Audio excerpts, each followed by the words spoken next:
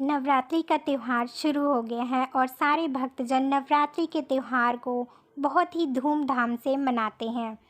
नवरात्रि का यह पर्व 9 दिनों तक चलता है और इन 9 दिनों में माँ दुर्गा के 9 स्वरूपों की पूजा की जाती है। माँ दुर्गा के 9 स्वरूपों में से सबसे पहला स्वरूप माँ शैलपुत्री का है। माँ शैलपुत्री हिमालय राज की पुत्री होने के कारण इनका नाम शैलपुत्री पड़ा और माँ शैलपुत्री के एक हाथ में कमल और एक हाथ में त्रिशूल सुशोभित है। माँ शैलपुत्री, जिन्हें हम सती के नाम से भी जानते हैं, एक बार सती के पिता राजा दक्ष ने बहुत बड़े यज्ञ का आयोजन किया। उन्होंने इस यज्ञ में सभी देवी देवताओं को निमंत्रण दिया, सभी को अपना अपना कार्यभार सौंपा, लेकिन उन्होंने महादेव को निमंत्रण नहीं दिया। यह बात जब सती को पता चली तो वह बहुत दुखी हुई, लेकिन फिर भी वह अपने मायके जाना चाहती थी, वह अपने भाई बहनों से मिलना चाहती थी। तभी महादेव से उन्होंने अनुमति मांगी तो महादेव ने मना किया। उन्होंने समझाया बिना निमंत्रण के मायके नहीं जाना चाहिए, पर माता की हठ देखकर उन्हें आज्ञा देनी पड़ी।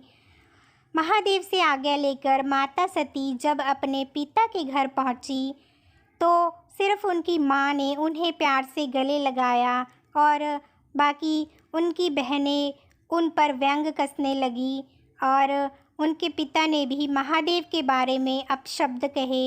यह सब सुनकर माता सती बहुत दुखी हुई और उन्होंने मन ही मन सोचा कि शायद महादेव ठीक ही कह रहे थे कि बिना निमंत्रण के किसी के यहाँ नहीं जाना चाहिए। पर जब उनसे महादेव के अपशब्द सहन नहीं हुए तो उन्होंने अपने आप को उसी हवन कुंड की अग्नि में जलाकर राख कर दिया। और जब यह बात महादेव को पता चली तो वह गुस्से में आकर उन्होंने यज्ञ का विध्वंस कर दिया।